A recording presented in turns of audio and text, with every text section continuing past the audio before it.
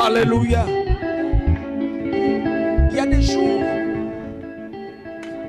où il y a des choses qui se passent dans la vie de chrétiens. Amen. Les défis seront multiples. Mais le comportement et le caractère va définir ce que vous allez devenir. Écoutez, les choses de Dieu, c'est pas nouveau pour vous. Le monde des attaques n'est pas nouveau pour vous. Écoutez, ceux qui sont même grands aujourd'hui ont vécu ça. Ils ont flirté avec la mort. Ne pensez pas que c'est simplement des témoignages comme ça, qu'on a pris comme ça. Quand quelqu'un te dit « j'étais mort », ce n'est pas un témoignage simplement, c'est ce qu'il a vécu. Mais allons-y comprendre, qu'est-ce qui l'a ramené à la vie? Et comment celui qui l'a ramené à la vie a fait pour le ramener à la vie? Souvent, c'est la question que je me pose. Ce n'est pas faux. Lorsque Gédéon dit que j'étais déjà dans les précipices au séjour de mort, ce n'est pas faux. On l'a jeté dans l'eau et il s'est étouffé. Il dit, mais l'Éternel dit, l'Éternel m'a secouru en envoyant un gros poisson. Ça veut dire qu'il s'étouffait et il mourait. Est-ce que tout le monde me comprend un peu? Mais comment ce Dieu a fait pour venir le prendre de là et le secourir? Écoutez, lorsque vous écoutez le témoignage de la femme à la perte de sang, ce n'est pas faux qu'elle perdait le sang. Mais qu'est-ce qu'elle a eu de plus que nous pour que l'Éternel intervienne? C'est la question que je me... Ce n'est pas faux qu'ils étaient tous morts. Lorsqu'Ézéchiel dit qu'ils ont fait naufrage au fleuve du Kédar, ce n'est pas faux. La mort était après eux. Mais comment ils ont fait? Comment ils ont invoqué Dieu? Vous savez, les questions des chrétiens sont compliquées. Ce n'est pas ça mon message, mais c'est dans mon esprit. Les chrétiens ne se posent quelquefois pas des bonnes questions face à certaines situations. C'est pas faux qu'ils ont eu ça. La fille de Jairus est morte. Elle a rendu l'âme. Médicalement, elle ne peut plus vivre. Mais comment elle fait pour revenir à la vie? Lazare est mort. 4 jours dans le tombeau. Les amis, il est mort. Pour y enterrer. Mais qu'est-ce qu'ils ont fait? Comment Jésus réalise ça? Est-ce que cette question-là, on s'est posé? Des gens sont malades, souffrants. Ils ont des cancers, ils ont des maladies incurables. À la phase terminale. Ça ne va plus. Mais comment ce gars-là ramène ces gens à la vie?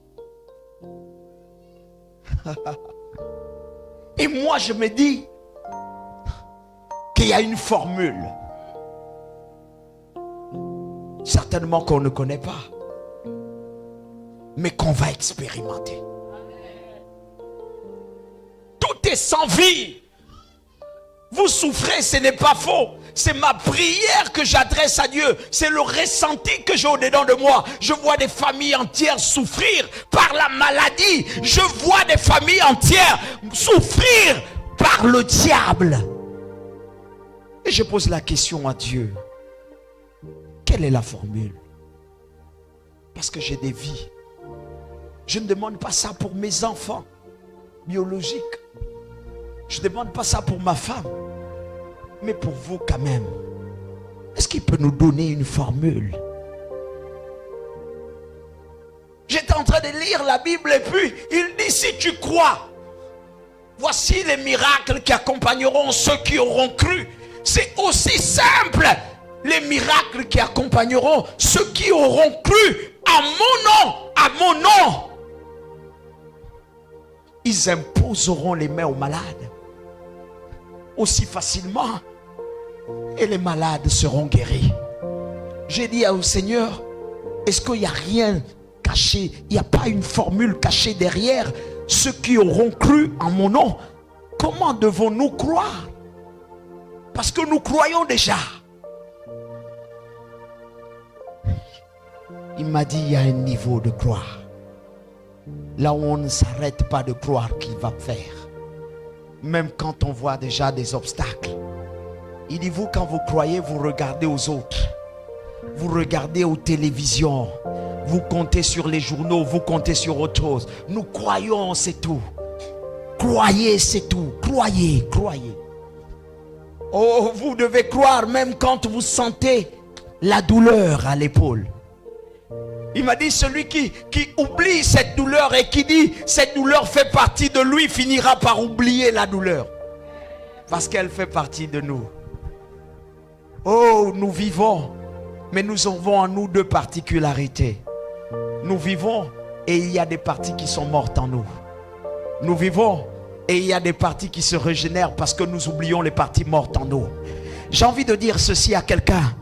Tu vis, mais il y a une douleur en toi. Et si tu vas à l'hôpital, on va déclarer que tu as une douleur intérieure. Le mal que tu ressentais là n'était pas simple. C'était quelque chose. Mais le jour où tu oublies cette douleur, ce mal t'a maintenu depuis 25 ans. Tant que tu ignorais cette douleur, elle faisait partie de toi. Cette mort était autour de toi. Et il m'a dit, est-ce que tu peux oublier que la mort existe?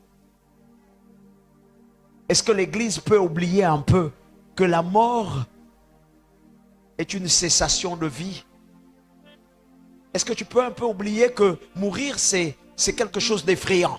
Et puis tu peux rentrer dans le principe de dire, je vivrai même quand je suis mort. Le problème des chrétiens, c'est qu'ils aiment dire, nous vivons quand ils sont vivants. Écoutez, Dieu a changé la mort en vie. Mais pourtant, pour vivre sa vie, il faut mourir. Il a dit, vous posez des mauvaises questions. Est-ce que vous pouvez un peu vivre en mourant?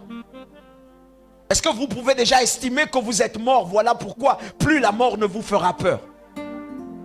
J'ai envie d'expliquer ça. Les chrétiens, ils ont peur de la mort, quand bien même ils sont en vie.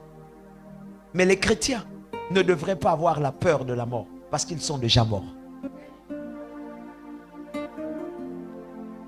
Les gens ont l'expression cabri mort n'a pas peur de couteau. N'est-ce pas? N'est-ce pas? Pourquoi? Parce que le cabri est déjà mort. Et que quelqu'un qui est mort n'a plus peur de mourir. Or, il y a un phénomène étrange dans l'église, c'est que nous maintenons la mort en nous parce que nous croyons que nous ne sommes pas morts. Or, si on croyait qu'on est déjà mort en Christ,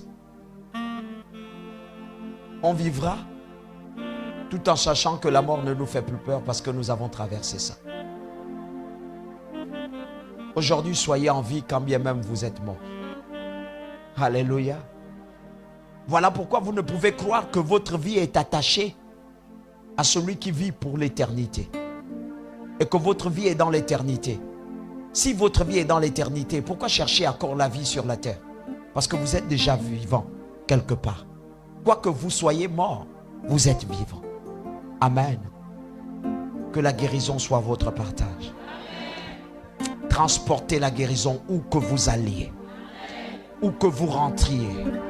Ah, je ne comprends pas. Vous ne comprenez peut-être pas. J'ai envie de vous dire, transportez la guérison. Où que vous rentriez. La maison qui vous reçoit la guérison que vous aviez en vous.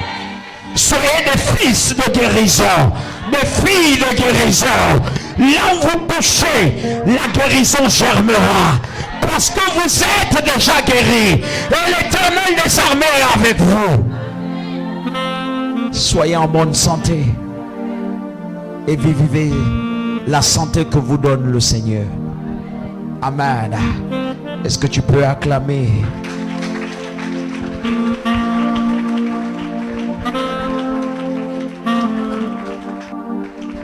Ah. Alléluia.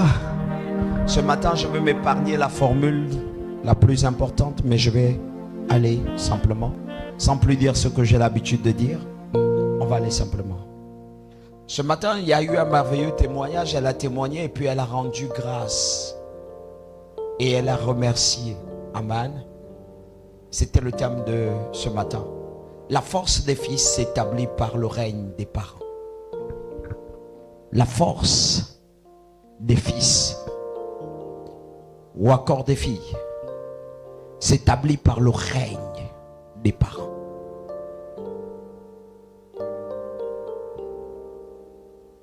Alléluia.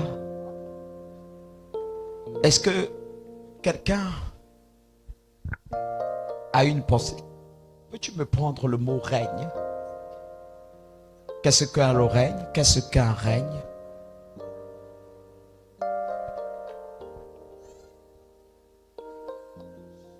Le règne, cherche-moi ça dans un dictionnaire. Alléluia.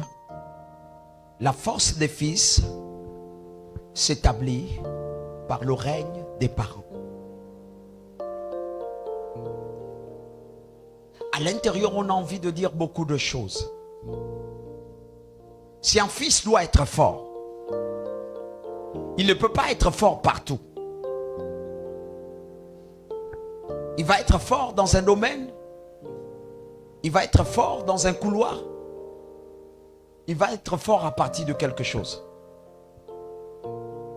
Si vous voulez avoir un enfant qui échoue à tout moment, ces échecs proviendront de sa famille. Premièrement.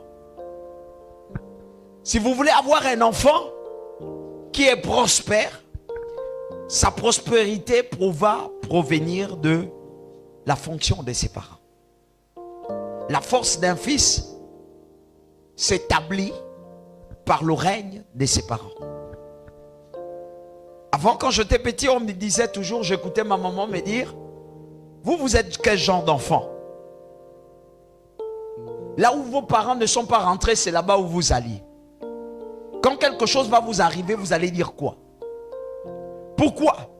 Parce qu'ils estimaient que la protection même de leurs enfants émanait d'eux. Est-ce que tout le monde me comprend un peu? Également, on va dire l'éducation d'un enfant émane de la capacité de ses parents à suivre, veiller, corriger, parler. Alléluia. Amen. Pourquoi la force?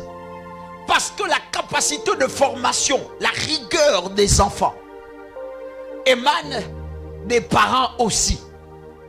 Un parent qui ne veut pas que son enfant soit nonchalant, il va lui faire faire des exercices. Et il va refuser que son enfant soit le plus faible de tous. Il va encourager son enfant à la force. L'enfant vient, on l'a tapé. Quand l'enfant vient auprès de lui, il dit, qui t'a tapé? L'enfant dit, c'est l'autre. Il dit, tu ne pouvais pas lui rendre. L'enfant apprendra à rendre. Parce que le père veut que son enfant soit capable de rendre toutes les fois qu'il reçoit un coup. Est-ce que je parle à quelqu'un? La force, dis à ton frère, la force d'un fils s'établit par le règne de ses parents. L'église fonctionne ainsi, sans qu'on ne se rende compte. Les gens veulent être forts, mais la capacité de votre force, pour vous les enfants, va également dépendre de ce que vous écoutez de vos parents. Et quelquefois, les enfants dans un milieu n'écoutent pas les parents. Et leur force, quelquefois, s'établit, se transforme en quelque chose d'autre. Aujourd'hui, nous sommes une église.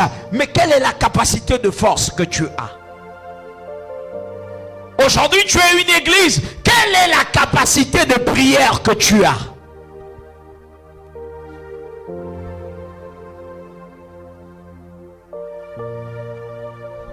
Exercice de pouvoir souverain. Période pendant laquelle il s'exerce. Le règne, lui, c'est quoi? Pouvoir absolu influencer périodiquement Hein, c'est quoi? Prédominante d'une personne. Ça, c'est des versions un peu trop fortes. On va dire c'est l'exercice d'un pouvoir pendant une période bien définie. Est-ce que vous me comprenez un peu? Le règne, c'est l'exercice d'un pouvoir pendant une période, pendant un temps. S'il est éternel, c'est pendant l'éternité. S'il est périodique, c'est pendant cette période. Le temps où tu as la domination sur ce que tu fais. Le temps où tu as la gestion de ce que tu es en train de faire. La période où tu as peut-être en train de faire l'éducation de tes enfants. Pour le moment, c'est toi qui as le règne. Et comment tu gères ce règne? Est-ce que tu permets que tes enfants soient forts? Est-ce que tu permets que le chrétien que tu es soit fort? Est-ce que je parle à quelqu'un?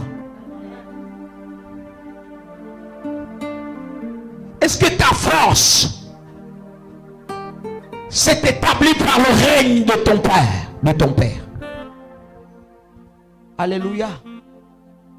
Matthieu 6. Nous lisons la parole de Dieu dans le livre de Matthieu 6, à partir de son verset 9.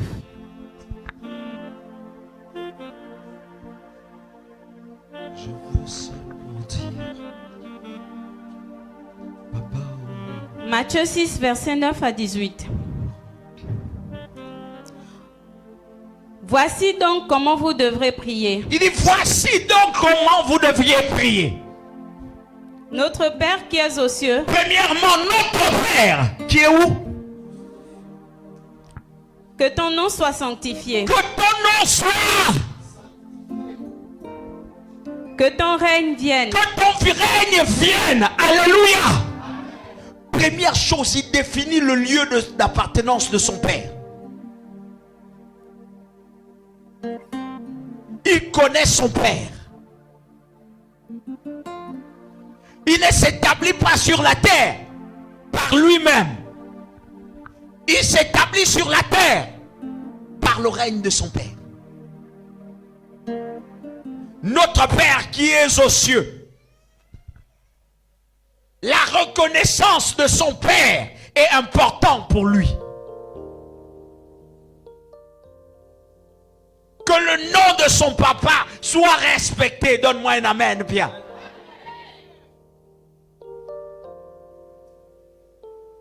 Et ensuite, que ta volonté soit faite sur la terre comme au ciel. Alléluia. En un mot, je peux déjà m'arrêter. Et je peux vous dire, le culte est terminé. Que ton Père, qui est dans les cieux, que son nom soit sanctifié. Tu ne livreras pas l'appartenance de ton Père à tout le monde. Les gens disent c'est mon papa. Parce qu'on s'approprie la paternité de son véritable Père. Celui qui n'est pas ton Père ne peut pas venir lorsque tu l'appelles. Il ne se sentira pas important. Lorsque la France vous appelle, papa, j'ai un problème, tu réponds automatiquement. Que tu sois occupé au travail, que tu sois dans tout ce que tu fais, tu dis ma fille a appelé. Pourquoi? Parce que son Père, ta fille, sanctifie ton nom. Elle le met à part. Quand elle parle de toi, elle ne parle pas de toi comme étant cet homme qui appartient à tout le monde. Elle parle de toi de manière personnelle et à l'intérieur, il y a le respect. À l'intérieur, il y a l'amour. À l'intérieur, il y a une particularité qui est très différente de toutes les autres particularités. Son Père est le plus fort. Parce que celui qui qui regarde son père comme étant le plus faible n'obtiendra jamais la force du Père. Notre Père qui est aux cieux. Oh, comme pour dire, mon Père n'est pas terrestre. Mon Père a des jets. Mon Père est toujours en avion. Mon Père n'est jamais le plus petit. Mon Père est le plus grand. Voilà pourquoi il habite dans les cieux. Ah. Il dit que ton nom soit sanctifié pour le mettre à part. Ensuite il dit que ton règne. Or il n'y a que des rois pour régner. Il n'y a que des hommes de pouvoir pour pouvoir régner sur la terre. Il dit ne règne pas seulement en haut. Papa, viens, parce que en ce moment, j'ai besoin de toi.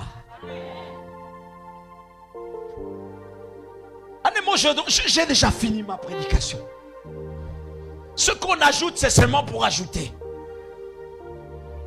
Le règne des fils, la force des fils ne s'établit sur la terre que par le règne des pères.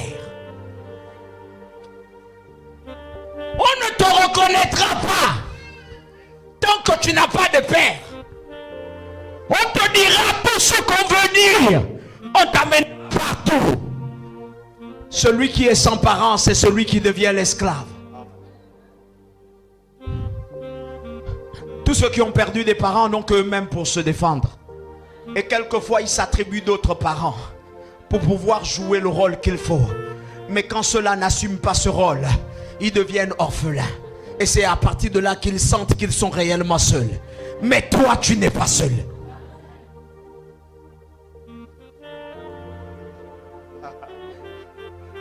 Je riais. Je dis, je ne suis pas, je ne permettrai pas. Je dis, Seigneur, enlève mon identité si tu veux la lever. Mais je ne permets pas. Je ne permets pas que tu m'aies donné le droit d'être papa. Et qu'après, on vienne ravir mon droit de papa. Et que Satan s'introduit dans ma maison. Je suis l'homme fort. Et il prend dans ma maison pendant que je suis l'homme fort pour mes enfants.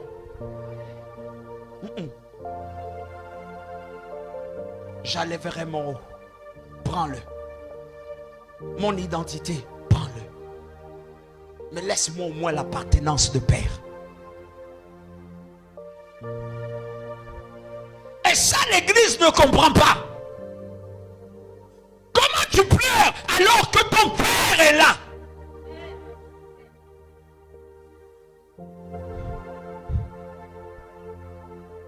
Comment tu ne sais pas parler à ton père pendant cependant il est là?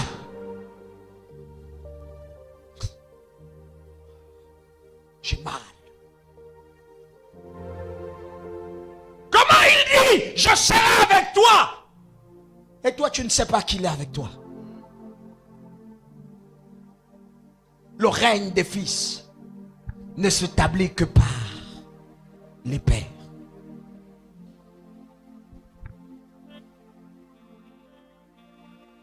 Vous ne partirez pas à gauche, vous ne partirez pas à droite. Là où ton père n'a pas gagné, tu ne gagneras pas.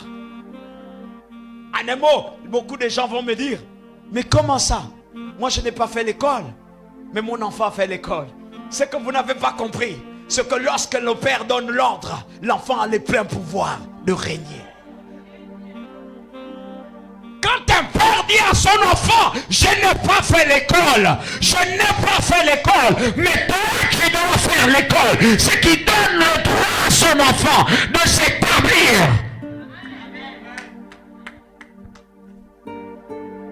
L'école est une ouverture lorsque ton père a parlé. La réussite est une ouverture lorsque ton père t'a dit introduis-toi. Quand ton père dit tu vas te marier, même si lui ne s'est pas marié, il a déjà conquis le mariage dans l'esprit. Ah, j'ai envie de vous dire. Un père qui te dit les portes vont s'ouvrir, et un père qui est en train de t'établir dans l'ouverture des portes. les portes sont obligées de s'ouvrir parce que lui, il les a ouvertes. Lui, il a souhaité. Lui, il veut que ça t'arrive. Donne-moi un amen.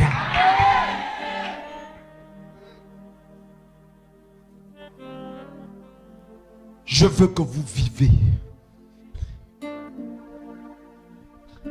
Je veux que vous réussissez. Ne regardez plus à ce qui vous manque. Je veux que vous soyez en bonne santé. Je veux que les chaînes se brisent. Ton amen m'embête.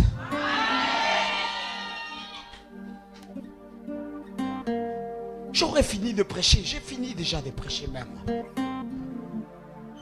Écoutez, aucun enfant ne peut s'attribuer les capacités du règne s'il n'a pas reçu l'ordre des parents. Asseyez-vous.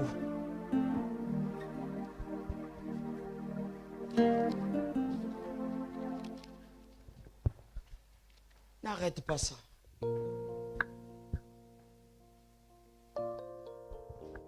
Écoutez-moi bien.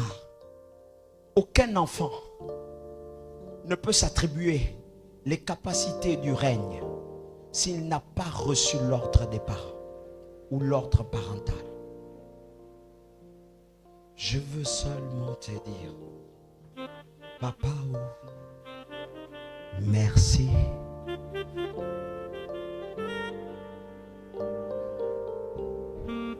Papa, merci. Pourquoi il va remercier un Dieu qui n'a encore rien fait? Parce que tout simplement, ce Dieu lui a dit que je t'amènerai.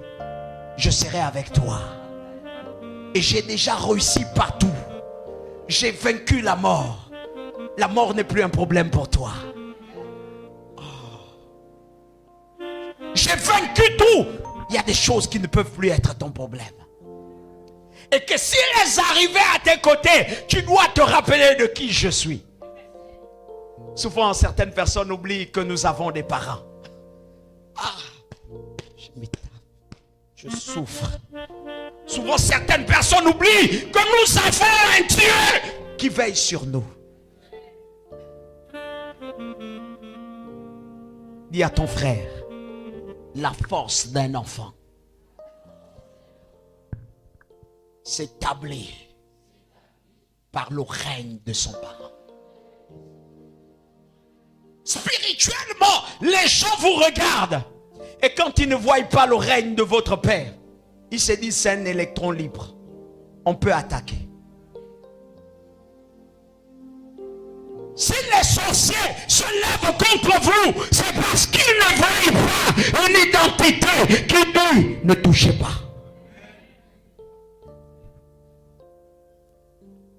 Quelquefois, celui qui t'a déjà livré, c'est ton parent.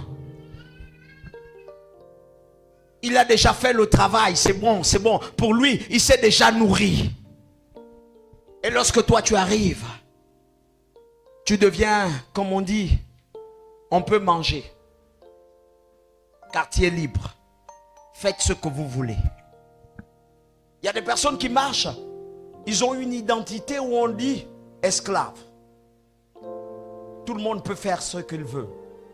Celui qui trouve un élément bon en lui, on peut s'en servir. Et les gens se posent des questions. Comment un homme du dehors a pu sacrifier cette personne? Non, ce n'est pas l'homme du dehors. L'autorisation a été donnée parentalement. Alléluia. Car là où un père, là où un parent dit que je suis là, on négocie avec le parent. Et Jésus le savait. Jésus le savait. Il a dit aux apôtres, lorsque vous voulez invoquer, parce que la prière n'est pas seulement le fait de communiquer, mais la prière est une conversation d'alliance. La prière est une relation.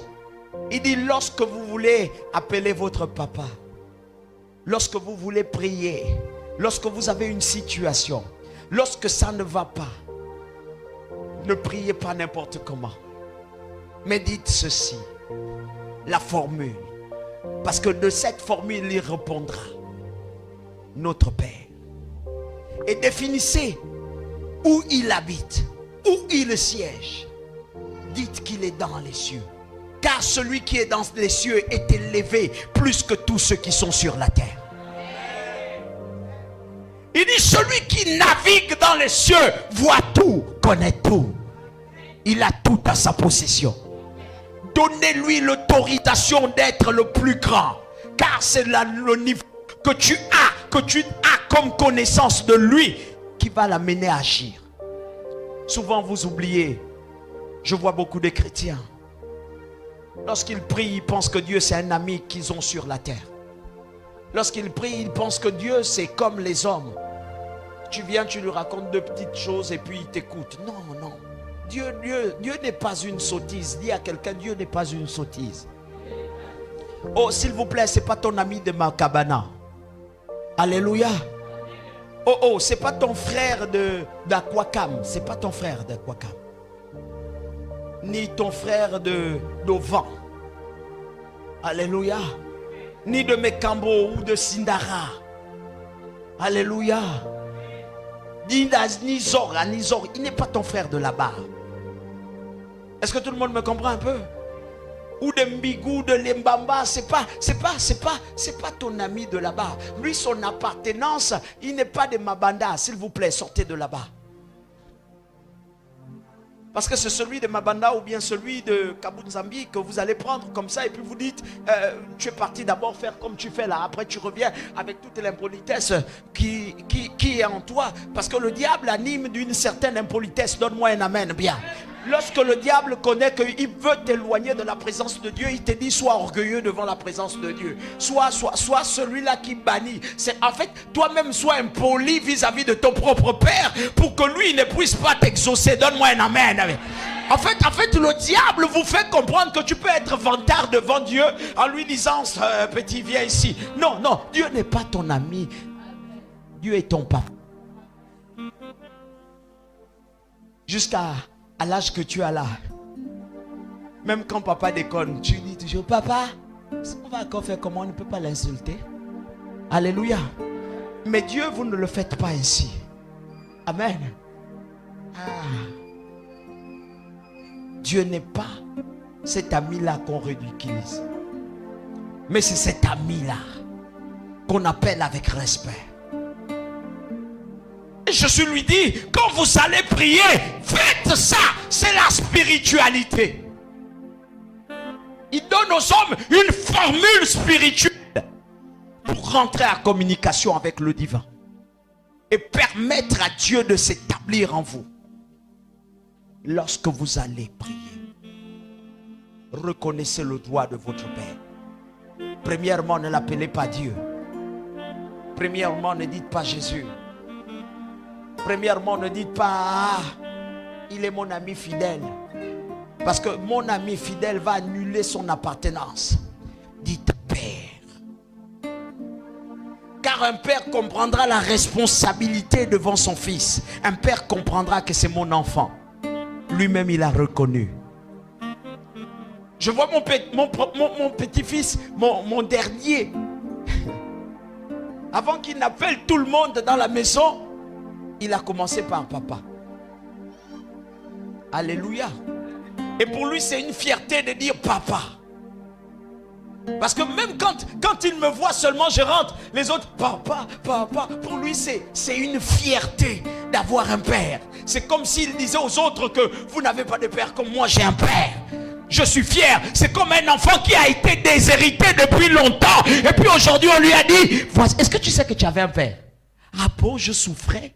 Donc j'ai un père. Regardez, ceux qui ont connu leurs parents en retard. Je souffrais. Waouh, je souffrais. Donc j'avais un père. J'étais là, j'errais. Donc j'avais un père.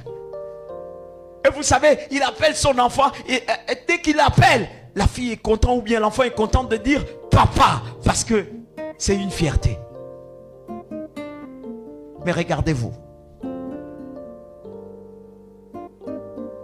Aucun enfant ne s'établira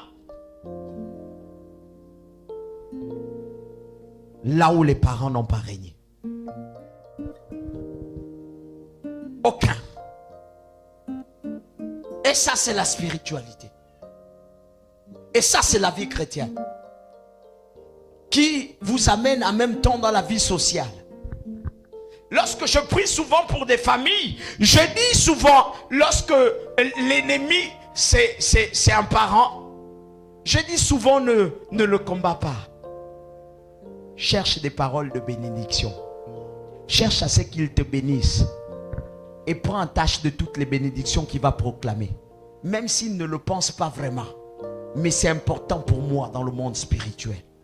Qu'il puisse te dire, mon fils, tu seras béni. Non, toi tu vas être, même s'il ne le pense pas vraiment. Mais le monde spirituel a besoin qu'il donne un ordre pour que les anges s'établissent.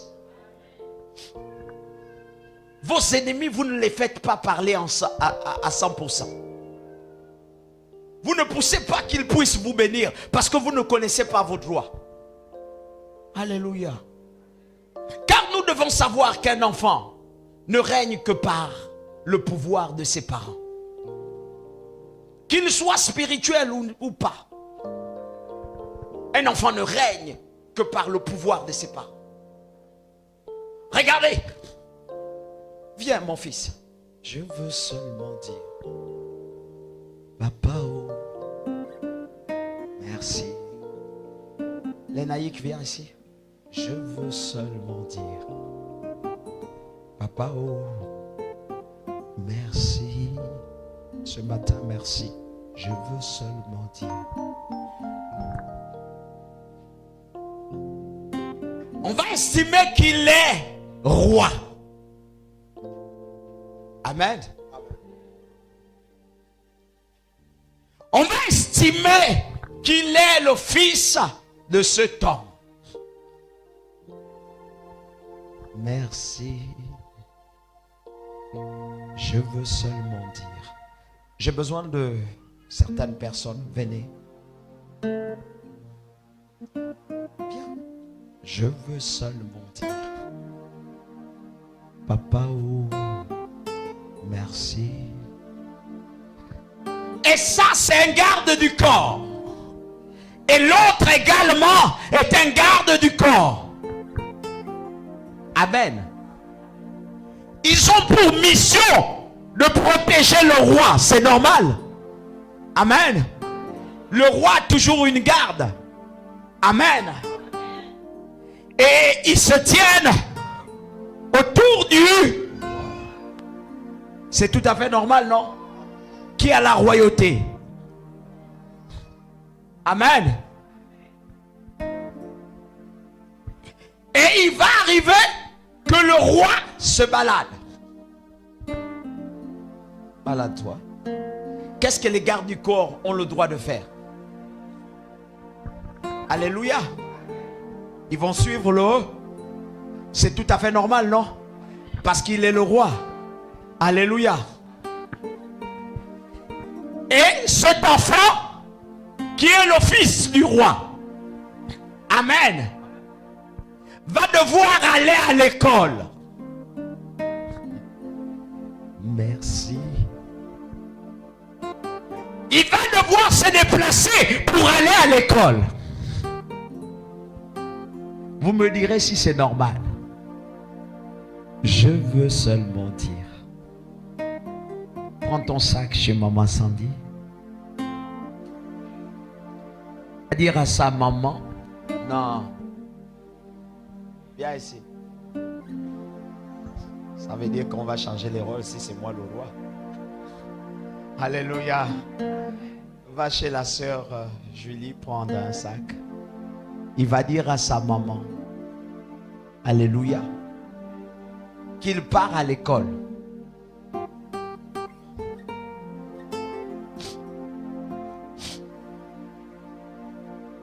Dites-moi, est-ce que ce serait normal qu'il sorte du palais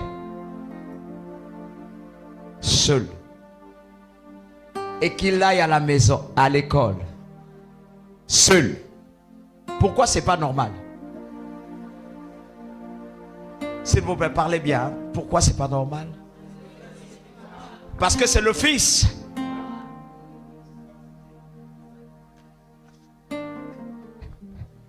Parce que c'est le fils du... Et comment ça se fait? Et comment le roi doit faire? Pendant que ton fils va à l'école, qu'est-ce que tu vas faire?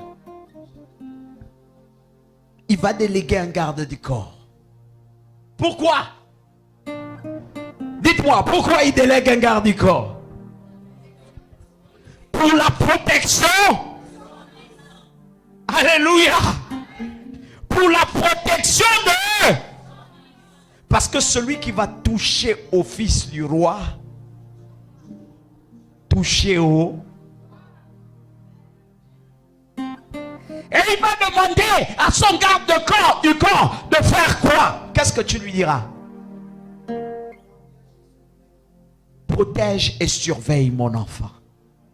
Je veux seulement dire... Oh, merci. Et quelle sera la responsabilité de l'enfant? C'est de savoir qu'autour de moi, j'ai un garde. Et comme tu sais que tu as un garde du corps, tu te dois de bien te tenir. Pourquoi? Parce que les regards du peuple sont sur toi. Mais en principe, j'ai envie de dire que l'enfant du roi peut faire ce qu'il veut. Il peut se comporter mal. Mais pourtant, ce n'est pas ce qu'on l'enseigne. On lui demande d'être l'enfant le plus exemplaire à cause du règne de son. Et pendant qu'il ira à l'école, ce serait l'enfant le plus exemplaire. Allez, il va à l'école. Pourquoi? Même quand il rit, même quand il a des amis, alléluia, il doit choisir la ligne des amis qu'il a autour de lui. Il n'est pas ami à n'importe qui. Il est ami à ceux qui flirtent avec la classe royale. Les ennemis qui se dresseront autour de lui comprendront que c'est le fils du roi. Et les gens vont toujours poser la question, pourquoi je suis attaqué? Parce que tu es le fils d'un roi. Ah, je ne sais pas comment je vais vous dire ça. Pourquoi les gens t'en veulent? Parce que tu es le fils de quelqu'un. Et tu ne reconnais pas ton droit. Et tu te comportes n'importe comment. Et tu marches avec n'importe qui. Tu dois choisir les gens qui marchent avec toi. Tu fuis tous les jours ton garde du corps. Et tu te retrouves seul. Et quand tu te retrouves seul, on t'attaque. C'est la première force de ton père. Ton père avait mandaté des gardes du corps autour de toi. Mais toi, tu choisis de mauvais amis.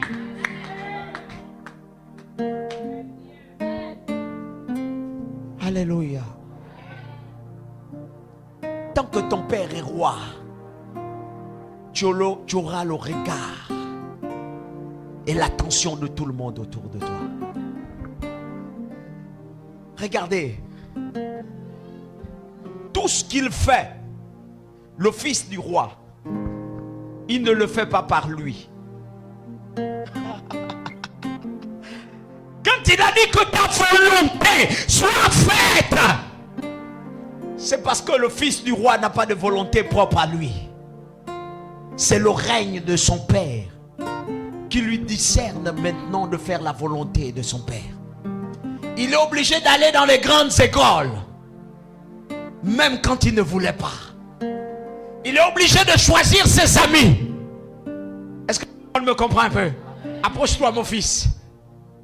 Le roi va dire de lui, je préfère que tu ailles jouer avec l'enfant du duc.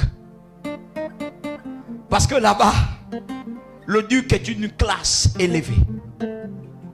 Et toi, tu n'as pas le droit de jouer avec l'enfant du pauvre. De peur qu'il ne te contamine les habitudes de pauvre. Dis avec moi, je sors de l'esprit de pauvreté.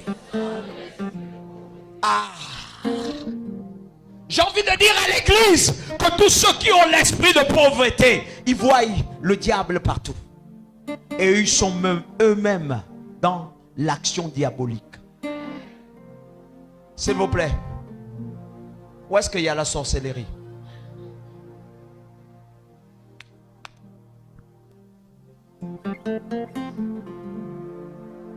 Là où on accuse les gens n'importe comment. Un pauvre qui n'a pas fait l'école, il voit les autres comme des sorciers. Un pauvre qui n'a jamais réussi dans sa vie, il voit la réussite des autres comme si c'était une pauvreté. Oh, je suis un pasteur, là où je prêche, là, j'ai mis la veste là. J'ai mis la chaussure là. Si demain je mets une autre veste, je mets les boutons d'or. Waouh! Et pendant que je prêche, je balance une montre en or. Vous voyez, c'est l'argent que les pasteurs là escroquent aux gens. C'est l'argent que les pasteurs là, tu vois, voilà pourquoi dans l'église il y avait quelqu'un qui était malade là. C'est le pasteur là qui l'a placé dans la Rose-Croix. Écoutez-moi bien, les pasteurs n'ont pas de secte appelée Rose-Croix. Ça ne pourra jamais marcher. J'ai envie d'informer l'église d'une seule chose. Il n'y a pas de secte appelée Rose-Croix dans la vie de pasteur. Il n'y a pas de maçon dans la vie de pasteur. Il n'y a qu'une secte appelée Kabbale. Pourquoi? Parce qu'on se sert des rudiments christiques pour faire une certaine science qui permet à une certaine magie de s'accomplir. Écoutez, partout on va citer le nom de Jésus. Au nom de Jésus, tout genou. Écoutez, si un pasteur va s'amuser, même dans une science occulte quelconque, lorsqu'il va se tenir et qu'il dira au nom de Jésus, il va déstabiliser. Parce que ce n'est pas le pasteur seul qui est dans la congrégation, mais il y a beaucoup des hommes de foi dans la congrégation. Toi tu es un homme de foi, une femme de foi, l'autre est une femme de foi. Si moi je ne suis pas un homme de foi, lorsque je dirai criez Jésus, lorsque tu vas crier, tu peux détruire tout. Mais notre ignorance nous amène à dire des choses de foi qui nous dépassent la taille. Le seul siège là où les impossibilités deviennent possibles, c'est dans le monde spirituel. Excusez-moi pour la petite parenthèse. Le fils du roi ne s'amuse pas avec n'importe qui. Pour maintenir l'équilibre royal, on lui demande d'avoir des amis particuliers. Vous jaugez selon les moyennes des amis qui sont avec le fils du roi. C'est des moyennes au moins de 14. C'est des gens qui ont des moyennes de 17. C'est des hommes super intelligents, qui sont des classes sociales élevées. Pourquoi? Parce qu'on veut préparer le fils du roi à la royauté. On doit l'amener à connaître l'école du luxe. On doit l'amener à connaître l'école de tout ce qui se passe autour de son peuple. On doit l'enseigner selon le peuple. Est-ce que je parle à quelqu'un? Tout ce que je prends comme exemple aujourd'hui, c'est traduit pour quelque chose. C'est pas pour vanter les mérites des hommes qui sont peut-être dits nantis. Il faut qu'il y ait des nantis parmi nous. Donne-moi un amen aussi. Je refuse que l'église reste dans une position de faiblesse. Un simple cadre dans l'église, c'est lui qui va régner parce qu'il est simple cadre. L'église doit avoir des affairistes. L'église doit avoir des entrepreneurs. L'église doit avoir des ministres. L'église doit avoir toutes les couches sociales. L'église doit avoir des hommes qui réussissent. L'église doit avoir également les hommes de basse classe. Donne-moi un amen. L'église, c'est le moule. Là où tout le monde n'est pas arrogant. Ma fille, le jour où tu perds le sacré, tu arrêteras tout.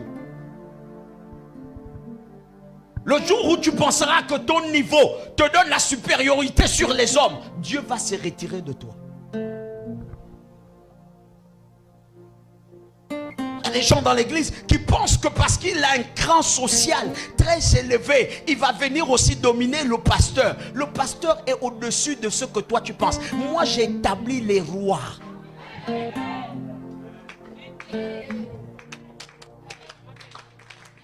Mes babouches sont importants, sont bien plus que ta voiture. Ma veste est bien plus que ton salaire. Et quand on dit ça, ça énerve beaucoup de personnes. Mais c'est une vérité. Paul a dit, n'ayant rien m'enrichissant plusieurs. Affamé me donnant à manger. N'ayant rien mais enrichissant plusieurs. Écoute-moi. Ton père est là, il n'attend que toi. Et ton père n'est pas un petit papa. Ton père est un roi. Alléluia. Je sens que mon message, je ne vais pas le terminer parce que je n'ai même pas touché le deuxième point. Même pas. Ton père est grand. Ton papa est puissant. Non, je te rappelle. Ton père est puissant. Ton père n'a rien qui l'arrête. J'ai un merveilleux papa. Je suis fier des victoires qu'il me donne. Et même quand il fait silence, je suis content parce que je connais ce papa-là.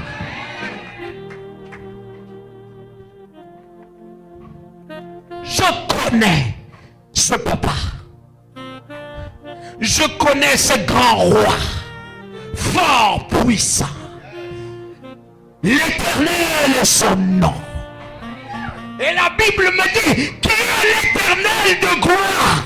Il refuse de porter le nom. Quel est l'Éternel de pauvre? Il dit son nom seulement respire la gloire. L'Éternel fort. Non, non, non, non. L'Éternel fort et puissant. Son nom ne respire pas que la force. Son nom respire la puissance. Dans la force, il va arracher. Dans la force, il remporte des victoires. Mais dans la puissance, il prolonge son nom. Il dit, c'est mon fils. Alléluia. C'est mon fils. Quand le fils du roi passe, s'il vous plaît, vous dites quoi?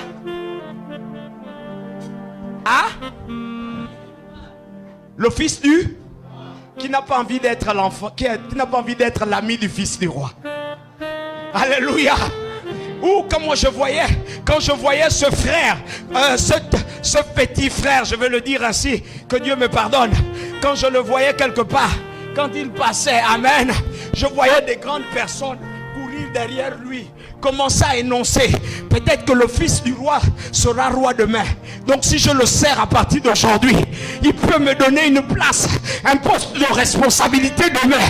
Donc que je sois chantier avec lui. Donne-moi un amen. À cause du titre de son père, lui il a acquis la royauté. Donne-moi un amen bien.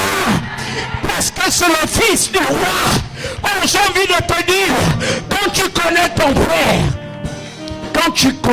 père, tout le monde court vers toi. Wow. Dis à ton frère, waouh. J'ai des droits efficaces. Tes ennemis connaissent qui est ton père. Mais toi-même, tu ne connais pas qui est ton père.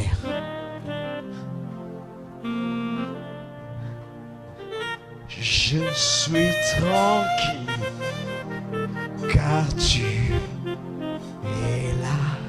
Je suis tranquille, car tu es là. Oh! J'ai la victoire. Jésus! J'ai la victoire. Car tu es là. Alléluia. Dis à ton frère, ton père est là. Connais tes droits, ton père est là. Alléluia. Je disais, le livre de Jean, 5. Jean 5, verset 17. Yes. Mais Jésus leur répondit, Asseyez-vous, s'il vous plaît. Asseyez-vous. mon Père agit jusqu'à présent. Il dit, mon Père, le règne de mon Père ne s'est pas arrêté. Vous qui pensez que mon Père a arrêté de fonctionner, il dit, mon Père agit jusqu'à présent. Pourquoi? Il y avait une force démoniaque qui voulait lui dissuader que Dieu t'a abandonné. Les amis, s'il vous plaît,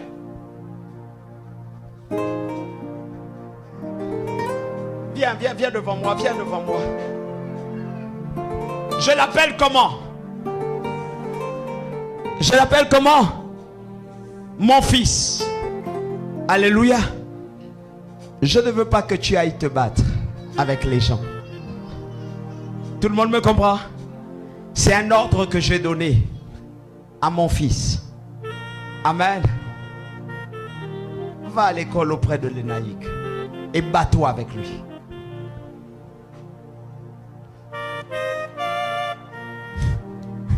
Jésus, tu vas nous faire du bien. Jésus, tu vas nous faire du bien.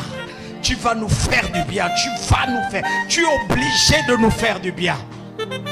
Il se bat. Alléluia. Et un garde du corps me rapporte que quelqu'un vienne me dire qu'il s'est battu.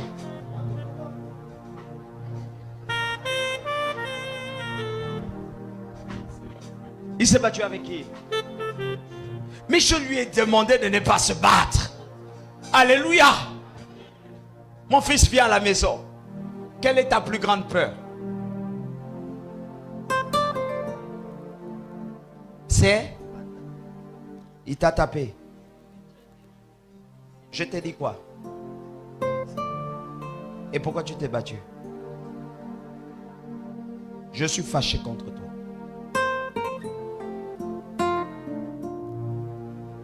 Je suis contre. Quel est le rôle d'un enfant à partir de cet instant?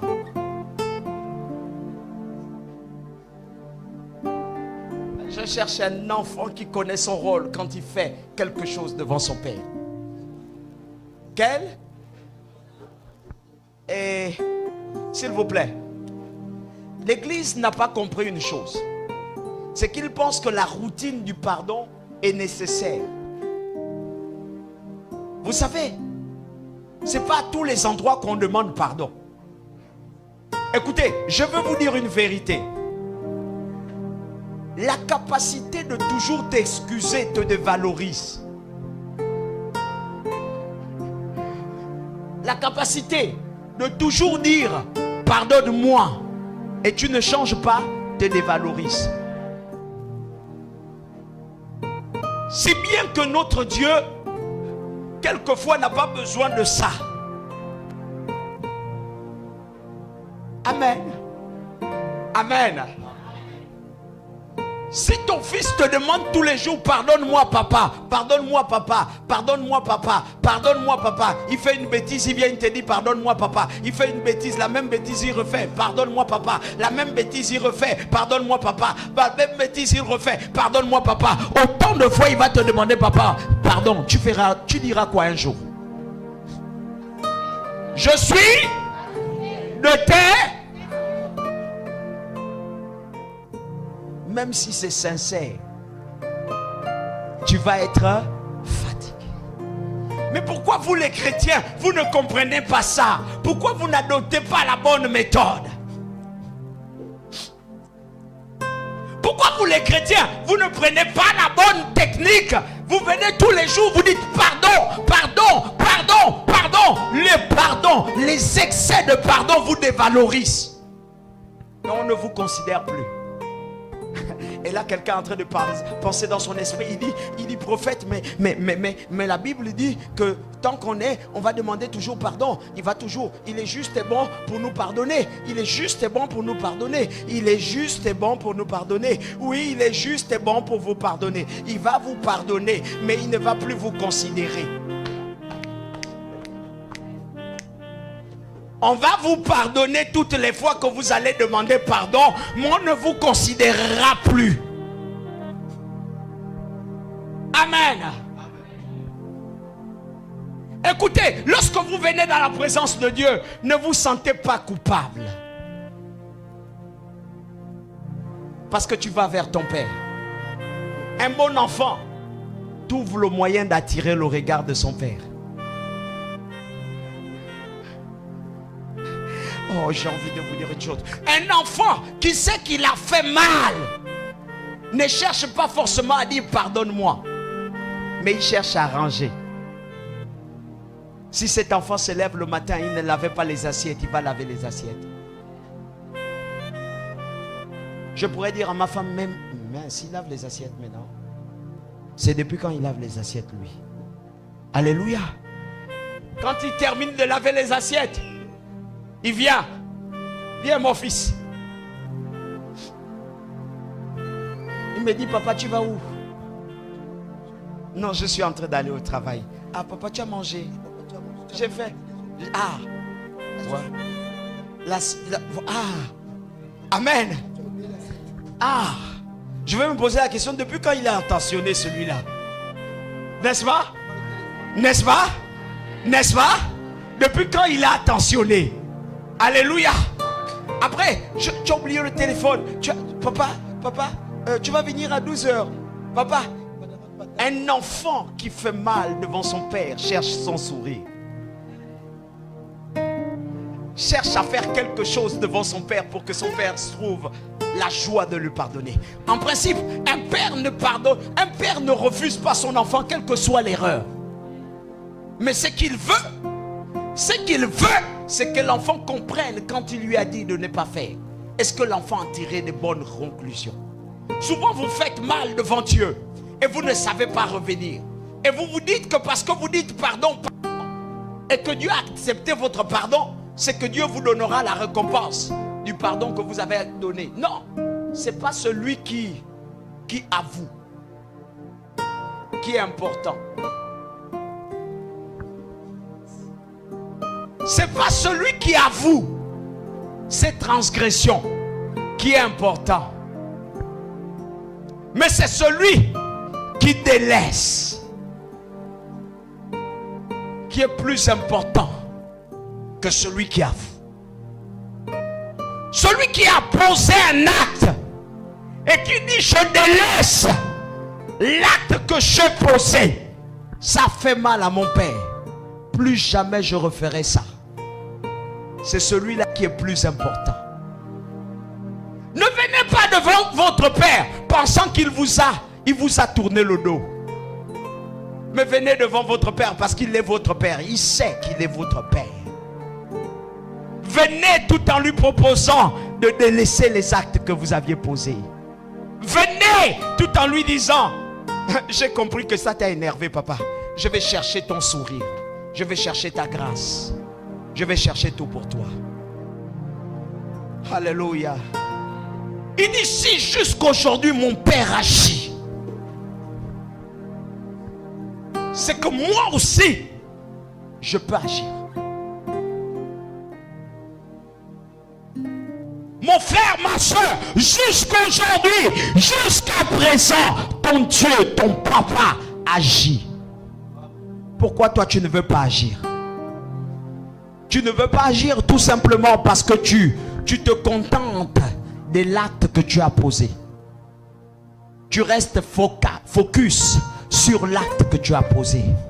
Et tu refuses de réparer l'acte que tu as posé. Et tu refuses d'abandonner cet acte. Écoutez, tout ce que vous n'abandonnez pas, vous donnez gloire à ces actes. Si je n'ai pas abandonné le vol, c'est que je donne force au vol. Hein? Est-ce que tout le monde me comprend? Si j'ai abandonné le vol, je donne force à la gloire de mon papa. Donc il faut que j'abandonne le vol pour que mon père ait la capacité d'être content. Écoutez, lorsque Dieu est content, il tourne son regard sur toi. On aime écouter l'enfant qui est obéissante. Écoutez, quand l'enfant qui est obéissante s'approche de toi, tu es content. Le père est même content. Il traîne sa fille et il dit à tout le monde, même aux démons. Regardez ce qu'un père qui aime son enfant dit aux démons. Il dit, tu as vu ma fille?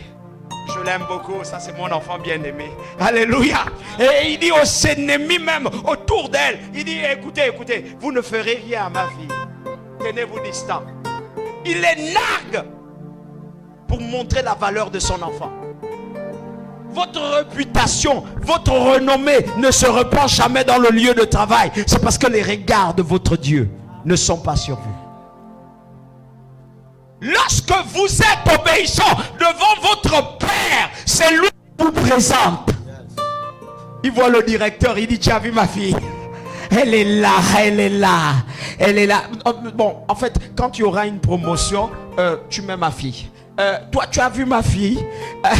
Elle est là. Ou encore mon fils est là. Il est là. Vous voyez comment il est beau? Il est beau, mon fils. Il se balade. Un roi qui aime son enfant. Un roi qui est fier de son enfant. Vous n'avez pas vu notre feu président? Il va dans une conférence là où il ne peut pas amener son fils. Il amène son enfant. Comme pour dire, je suis fier de mon fils. Tout le monde se prosterne devant son fils. Se sont prosternés devant son fils parce qu'ils ont vu l'amour du père sur l'enfant. Toutes les fois qu'on verra ton enfant, on va aimer ton enfant de la même manière qu'on t'aime. Même si on arrête ton enfant, tu écoutes, appelez son père, appelez son père. C'est vrai que la faute qu'il a commise c'est forte, mais appelez son père. On appelle, quand tu dis mon Dieu, il a encore fait quoi? Même quand tu dis punissez-le, tu trouves le gendarme en train de parler avec ton fils amicalement. Il avait des amis, les amis sont déjà torse nu. Les amis, on a déjà levé les amis. Mais ton enfant, parce que c'est l'enfant de quelqu'un qu'on considère. Tu viens trouver ton enfant est vêtu. Les chaussures, il n'a pas à lever. On l'a même donné le sandwich. Il a le coca. En fait, je pose même la question, mais il était seul à poser cet acte-là. Non, les autres sont au trou. Dis avec moi, je refuse d'être traité comme ça. Mes amis, même sur la terre, même quand tu n'as pas un père de valeur, mais dans le ciel, tu as un père de valeur.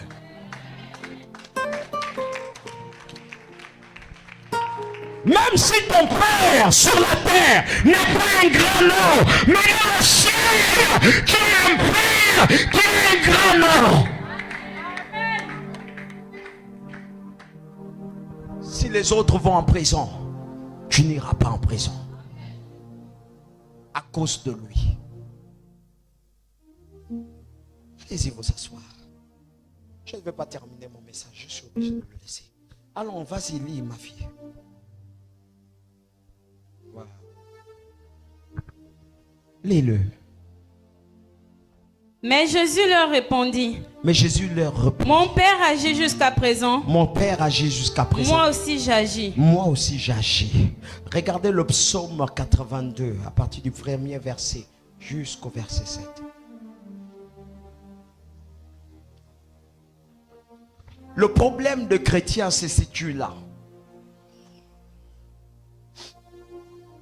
Et c'est le problème qui fait peur. Même Dieu ne sait pas comment régler ce problème. Allons-y. Dieu se tient dans l'assemblée de Dieu. Dieu se présente lui-même. Dis avec moi, mon papa se présente. Mon papa se présente. J'aime cette parole. Jésus, je t'en prie. Bénis ces enfants. Bénis-les. Dieu se tient dans l'assemblée des dieux. Alléluia. Allons-y. Il juge au milieu des dieux. Il juge au milieu de dieux étrangers qui persécutent ta vie. Lui-même, il commence à s'éteindre. Et il dit, tu vivras. Il dit, tu vas remporter des victoires. Il est en train de dire que toi, tu ne tomberas pas. Et il tient des jugements en qualité de Dieu. Allons-y. Jusqu'à quand jugerez-vous avec iniquité? Et lui, il s'interroge sur toi qui es son enfant. Il dit, mais jusqu'à quand toi, tu vas juger avec l'iniquité, avec iniquité? Tu vas juger avec la peur. Tu vas juger avec le péché maintenu dans ton sang. Pourquoi tu juges avec la tare de ta famille? Jusqu'à quand? Allons-y. Et aurez-vous égard à la personne des Et méchants? vous aurez égard à la personne du méchant. Mon ami, jusqu'à quand tu vas tolérer que l'ennemi de ta vie continue à te manipuler et toi tu es là, tu n'as pas le jugement qu'il faut? Jusqu'à quand tu vas ignorer ton droit? Jusqu'à quand ton ennemi, c'est toi qui vas le fuir au lieu que lui te fuit?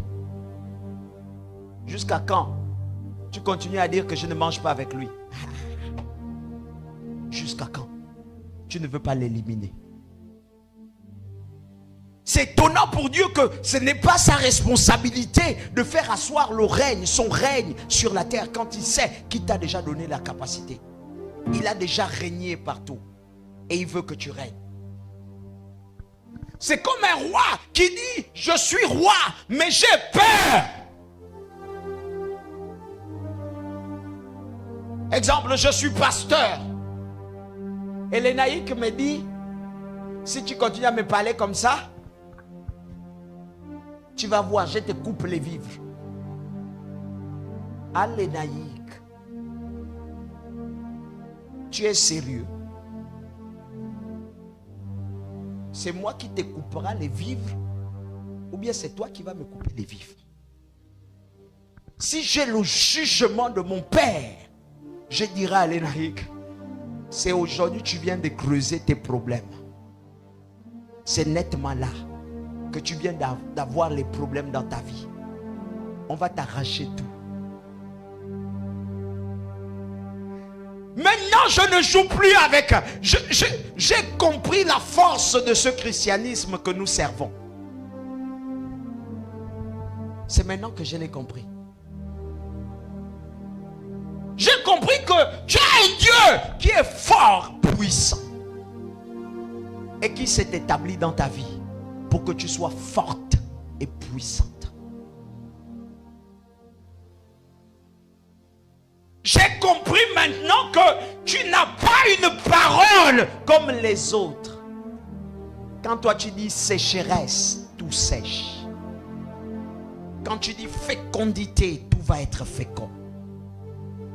Quand tu dis élévation, tout a le droit de s'élever. Dis avec moi formule. Allons-y. Rendez justice aux faibles et à l'orphelin. Il dit rendez justice. Il ne parle pas aux hommes n'importe comment. Il parle à ceux qui sont ses enfants. Ceux qui connaissent son droit. L'orphelin qui est à côté de toi n'a pas besoin d'autre chose que de toi. Et les gens pensent que quand il dit rendez justice à l'orphelin, c'est qu'il est en train de dire que non, voilà, achetez les sacs de riz aux orphelins. Dis avec moi, sors de là. Quand il dit rendez justice à l'orphelin, c'est ceux-là qui n'ont pas de père. Ceux qui estiment qu'ils ne connaissent pas qu'ils ont un père. Qui ont tout perdu sur la terre et aussi dans le ciel. Ils se retrouvent seuls et ils ne savent pas qui va le protéger. L'orphelin est dans le monde. Est-ce que je parle à quelqu'un? L'orphelin n'a pas Jésus dans sa vie.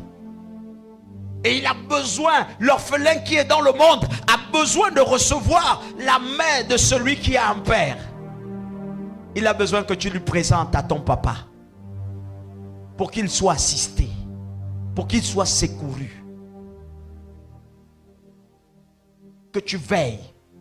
Que tu pries pour celui qui ne connaît pas prier. Que tu dises Seigneur, je le secours. Je veux le protéger. Parce que moi j'ai un père. Lui il n'a pas. Afin qu'il puisse connaître le père que j'ai. Allons-y. Faites droit aux malheureux et aux pauvres. Il dit faites droit aux malheureux et aux pauvres. Allons vite. Sauvez le misérable et l'indigent. Aha. Délivrez-les de la main des méchants. Il dit délivrez-le de la main de méchants. Qui peut faire ça si ce n'est pas un chrétien? Qui peut délivrer quelqu'un si ce n'est pas un chrétien?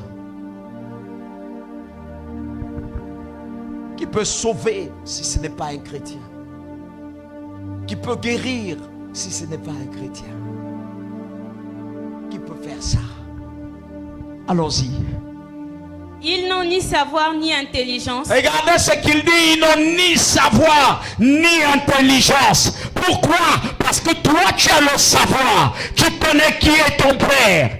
Oh, vous ne connaissez pas. Ah, ma fille, tu connais qui est ton père? C'est qui?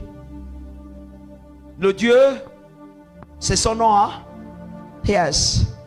C'est ton Dieu tout puissant. Lui, il est seulement puissant. Alléluia. Ah, tu connais ton père? C'est qui?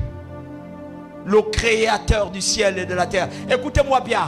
Votre papa ne peut pas porter le même nom. Parce que pour vous, il est particulier. Vous sanctifiez son nom. Écoutez, vous sanctifiez son nom. Si je sanctifie le nom de quelqu'un, or la sanctification, c'est la capacité de mettre quelqu'un à part pour un usage saint. Si j'ai la capacité de mettre mon Dieu à part, il a un nom particulier. Écoutez, comment tu l'appelles? Comment tu l'appelles? Comment tu l'appelles? Hein? Tomber. Alléluia. Ça, c'est sa manière de sanctifier le nom de son mari. Alléluia. C'est la façon pour toi de mettre son nom à part. Écoutez, il est tombé. Et ça veut dire que si quelqu'un d'autre vient l'appeler mon bé, ça va paraître étrange. Automatiquement, ça réveille en toi un sentiment de colère. De la même manière, mon fils m'appelle. Et quand il m'appelle, j'ai un nom particulier pour lui. Je ne vais pas parler de ma femme, ça c'est un autre niveau. Seuls ceux qui sont proches de nous connaissent comment on m'appelle. Alléluia. Voilà, ceux qui sont proches de moi connaissent comment on m'appelle. Alléluia. Donc même quand je dors dans mon sommeil le plus profond, quand j'écoute ce nom, bah, le sommeil se coupe et puis je parle en langue. Donne-moi une amen bien. Non, mais c'est vous qui n'avez pas de particularités. Celui qui va t'appeler Boussoji ou bien Badiga ou bien comme ça, tu te fâches. Tu ne dois pas avoir un nom commun d'appellation. Tu dois avoir un nom sanctifié, un nom particulier. Alléluia. Amen. Un nom particulier. Tu ne dois pas appeler n'importe comment. C'est pour toi. Ce nom-là, même quand tu es en train de faire un rêve, on t'appelle. Pendant que tu fais le cauchemar là, la personne qui te poursuit a le couteau. Oh, les enfants là ne connaissent pas ce que moi je parle là. La personne a le couteau. C'est pas Jésus qui vient crier ton nom. Ça c'est petite chose pour Jésus. Tu écoutes seulement ton nom. Tu t'énerves seul avec la personne qui te poursuit. Tu lui dis, attends, je te bastonne vite parce qu'on m'appelle. J'ai des devoirs et des obligations. Donne-moi un amen bien. Et les gens ne comprennent pas que la spiritualité c'est quelque chose de vrai. J'avais le phénomène des femmes de nuit. Femmes de nuit. Femme, pas une femme de nuit comme moi. Une femme avec la nuit. Oh, donne-moi un amen bien. Non, c'est vous que ça arrive. Une femme qu'on appelle la nuit. Quand elle vient comme ça, et puis je ne sais pas si les femmes de nuit là, le phénomène là, on dirait que ça va d'abord voir les posters. Ça choisit, après elle se met comme ça. Mes filles, si vous avez le phénomène homme de nuit, faites comme les vraies femmes.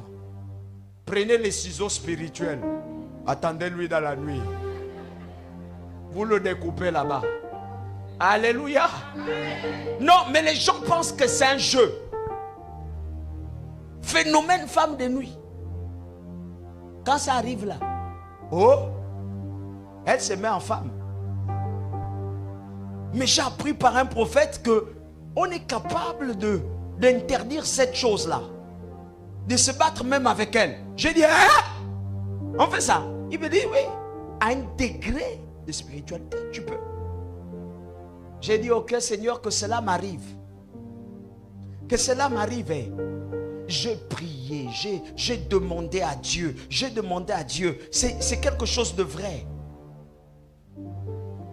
C'est à partir de là que j'ai commencé à comprendre que non, donc nous vivons dans un monde, mais Dieu est avec nous. Dieu est vivant et Dieu nous dote des capacités. J'ai commencé à faire, je dors. Pendant que je dors, je me retrouve en train de prier dans la pièce. J'ai dit, ça c'est quel phénomène ça? Je suis en train de dormir, mais je me vois en train de prier, de parler en langue, de faire tout ça là. J'ai dit, ça c'est quel phénomène? Je pensais d'abord que parce qu'on nous a trop endoctrinés. Excusez-moi, l'église est trop endoctrinée. L'église est dans des choses compliquées. L'église, à chaque fois, ils vivent quelque chose, c'est le vampire. Ah, c'est sûr que tu sors en vampire. J'ai d'abord pris ça comme ça. Mais un jour, il se passe un phénomène étrange. Je suis en train d'aller me laver. Pendant que je dors, je me lave. C'est là où j'ai dit, ah Jésus, ça c'est quoi? Je me lave. Je vois comment je me lave. Je suis en train de me laver. Quand je vais dans ma chambre, je vois une femme qui vient. Femme de nuit. Mais étrange était ma réaction. Dans mon sommeil, étrange était ma réaction. Quand je me suis levé, les enfants, vous ne pouvez pas avoir le goût que j'avais là. J'ai voulu encore redormir pour voir la même chose encore. Parce que c'était tellement intéressant que j'arrive et puis je lui vois là. Je ne suis pas attiré. J'ai dit, toi c'est qui? Tu es venu pour moi? Ok, d'accord, il n'y a pas de problème. Attends-moi là, je suis en train de me changer. Comme je vous parle, attends-moi là, je suis en train de me changer. Je suis parti à la chambre. J'ai levé la serviette. J'ai dit, aujourd'hui, ça va se passer comme ça va se passer. J'ai porté mon pantalon. J'ai dit, tu m'attends bien, hein, j'arrive. Aujourd'hui là, on va bien vivre ensemble là. Ce serait beau. La femme de nuit s'est rendue compte que il n'est pas comme d'habitude.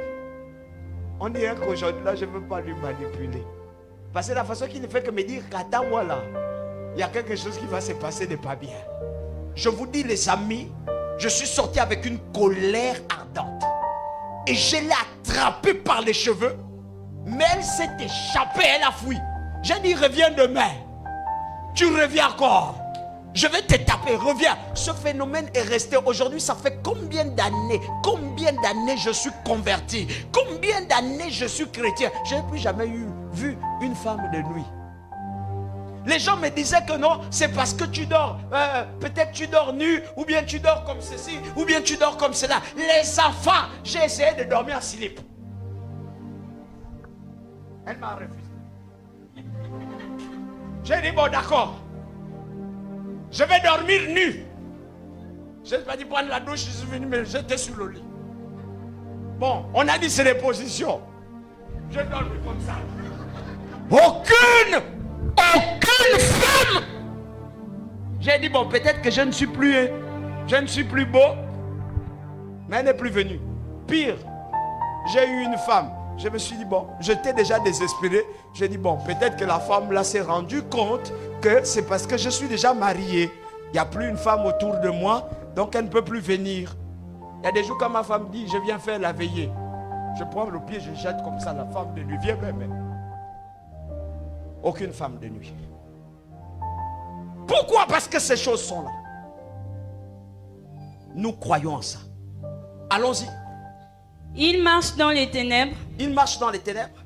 Tous les fondements de la terre sont ébranlés. Tous les fondements de la terre sont ébranlés. J'avais dit. Vous êtes des dieux. Non, c'est la partie qui m'a énervé le plus. Attends, c'est-à-dire que Dieu est fatigué de parler.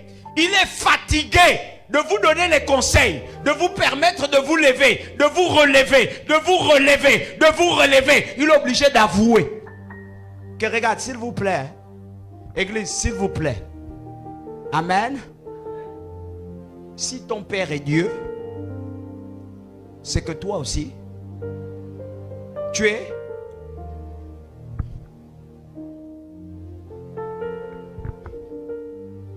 Même si on ne peut plus opérer. Mais si toi tu es Dieu, tu peux opérer. Tu prends seulement ta main. Tu la mets ici. Tu soulèves le pied. Tu poses sur une chaise. Tu agis comme un Dieu. Tu prends de l'eau. Tu verses. Tu sales un peu cette eau. J'avais dit, tu es Dieu. Tu as les mêmes agissements que Dieu. C'est-à-dire, tu peux prendre, tu vois quand tu parles là, hein, tu prends une serpillère, un mouchoir, tu mouilles avec de l'eau salée. Tu comprends? Et tu poses ici. Et tu dis, simplement, j'avais dit que je suis Dieu. Toi, tu l'avais dit. Et moi, je crois que je suis Dieu. Un Dieu change les temps. Un Dieu change les circonstances. Donc, il était fatigué. Il est fatigué de vous parler en parabole. Il vous parle, vous ne comprenez pas. Jésus vous parle tous les jours. Dieu vous parle tous les jours. Vous ne comprenez pas. Vous êtes comme perdus. Vous êtes nonchalants. On ne va pas terminer le message. On va continuer ça prochainement. Mais il revient sur ces paroles et il dit que je vous avais dit. Je t'avais dit que tu es. Donc tu prends là. Et puis tu peux commencer à faire ça. Tu dis de la même manière que mon pied bouge. C'est de la même manière que je change une donnée à toi. J'avais dit, vous êtes Dieu. Peut-être vous ne croyez pas. Comment ton Père est Dieu? Tu continues à parler comme si ton Père était un simple charpentier. Il dit, j'avais dit. C'est qu'il se rappelle de ce qu'il avait dit. Mais sauf que toi, tu ne te rappelles pas. Il se rappelle que lui, il avait dit que toi ici présent, toi, là, tu es Dieu. Comment on va enseigner l'évangile? Si tu as besoin d'éclat, tu produis l'éclat. Si tu as besoin d'argent, tu produis l'argent. Si tu as besoin de santé, tu produis la santé. J'avais dit que tu es Nzambé. Si tu veux t'amuser avec un petit mari, tu fais asseoir ton mari et tu l'appelles. Si tu veux qu'on te respecte, tu fais asseoir ton respect. Tu dis à tout le monde, respectez-moi. C'est aussi facile que possible. Lui, il avait dit que tu es. Mais maintenant, si ça ne veut pas fonctionner en qualité de Dieu, tu te revois d'abord. Tu te revois. Tu dis, est-ce que je crois que je suis Dieu? Est-ce que je crois que sur la terre... En un mot, prenons un peu l'exemple. Prenons un peu l'exemple. Prenons un peu cet exemple. S'il vous plaît, qui fait les travaux champêtres? Qui va en brousse souvent? Qui plante? Alléluia. Oui, prenons la planteuse ici. Viens, maman, viens. On va prendre avec celle-là. Viens, maman. Oh, Jésus-Christ, je ne peux pas comprendre ça. J'avais dit que tu es Dieu. Il dit cependant, tu meurs comme un humain. Regardez cette information. Cependant, toi qui es Dieu, tu meurs comme un humain. Si tu voulais mourir, tu devais mourir. Mais tu ne veux pas mourir. Tu agis comme Dieu. Alléluia.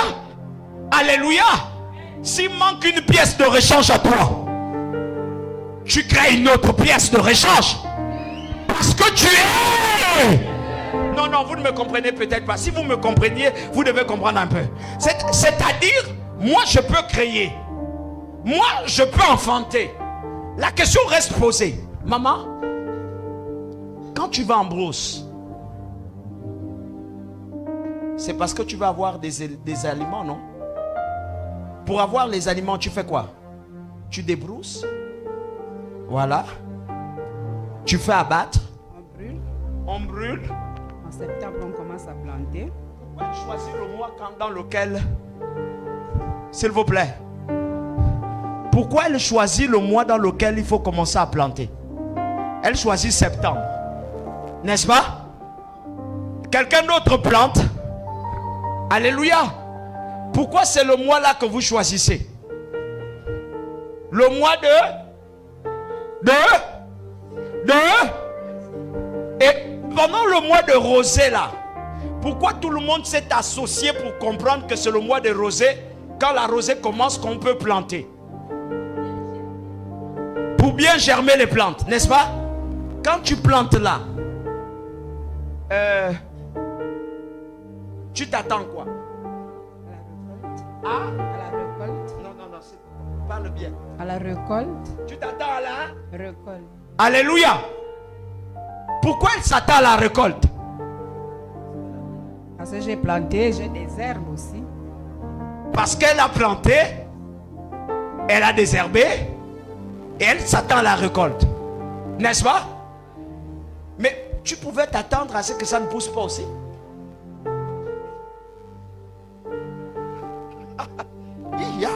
Pourquoi quand tu as planté, tu t'attends à ce que ça pousse? Qu'est-ce qui te dit que ça doit pousser? Parce que normalement, si tu ne désherbes pas, tu ne peux pas aussi manger. Parce que si tu ne désherbes pas, tu ne peux pas manger. Ça ne passe pas bien dans l'herbe. Alléluia. Amen. Mais quand tu as désherbé, tu as rempli les conditions, tu as ensémencé, forcément en retour ça doit donner. On monte ou on descend, ça doit Donner. Mais pourquoi vous ne vous attendez jamais à Dieu quand vous avez déjà sémencé dans votre propre vie? Comment quand vous plantez une parole en vous, tu ne t'attends pas à récolter? Comment ça peut arriver que tu t'attends à ce qu'une plante pousse, mais tu ne t'attends pas à ce que tu as demandé à Dieu puisse voir le jour?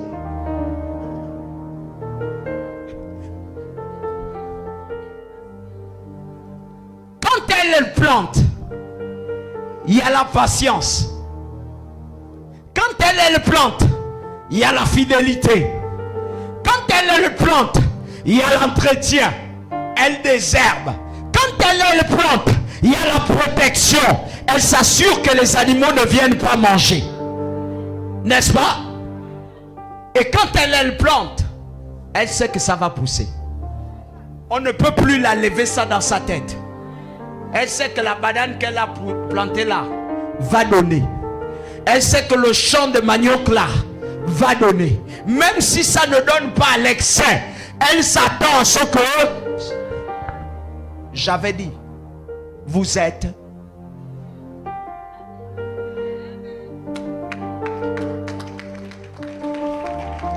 J'avais dit, vous êtes des... Tout ce qu'elle a sémencé, elle le fait pour créer quelque chose.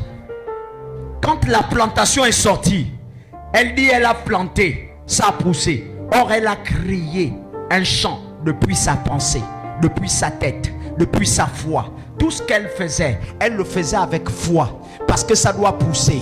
Elle sait que ça va pousser. Je respecte les éléments. Quand je respecte, ça doit sortir. Quand je plante l'arachide, je dois planter, ça doit sortir. Si j'ai mangé avant de planter, je dois avoir des grosses clousses d'arachide. À l'intérieur, l'arachide sera pleine. Parce que j'ai obéi à un principe, n'est-ce pas? Quand tu plantes l'arachide, tu fais quoi? Tu manges avant? Oui, papa. Quand tu plantes le maïs, tu fais comment? On mange avant. Pourquoi? Pourquoi tu manges avant? C'est par période. Non, quand tu vas planter maintenant, la période où tu vas planter le maïs, tu manges avant, non? Je mange avant janvier. Pourquoi? Décembre, janvier. Pourquoi? Pour que... Est-ce que quand tu vas planter le maïs, tu vas avec la faim? D'abord. Tu manges pourquoi? Parce que pour que ce que je plante aussi puisse donner. Donc tout ce qui pousse dépend de son ventre. Celle qui donne à son ventre, celle qui donne à sa plante la direction que la plante doit prendre. Et c'est comment la plante doit être établie. Pourquoi l'église là est devenue comme Jamais nous, vous êtes nés. Mais toi tu vas prier. Tu ne manges pas d'abord. Tu vas demander à Dieu quelque chose. Tu ne t'armes pas d'abord. Elle a débroussé. Tu dois aussi débrousser ton champ de prière. Elle a levé l'herbe, elle a désherbé. Toi aussi tu dois désherber. Il y a des arbustes, tu dois les couper. Coupe les arbustes qu'il y a autour de toi. Les pensées autres qui sont autour de toi, qui veulent t'empêcher d'élever la foi. Il faut que tu les coupes. Un homme ne prie pas. Un homme ne demande pas à Dieu de faire pousser au milieu des grands arbres. Coupe-moi les arbres. Coupe le manque de foi. Coupe tout ce qui s'élève. Coupe les préjugés. Coupe tout ce que les hommes disent de la situation qui est autour de toi. Lorsqu'elle plante, elle s'en fout qu'on lui dise que la forêt là ne produit pas. Mais elle compte sur tout son travail. Parce que dans son esprit, elle a déjà acheté la forêt. Elle achète le pâturage dans lequel elle va s'établir. Oh, est-ce qu'on peut acclamer Jésus?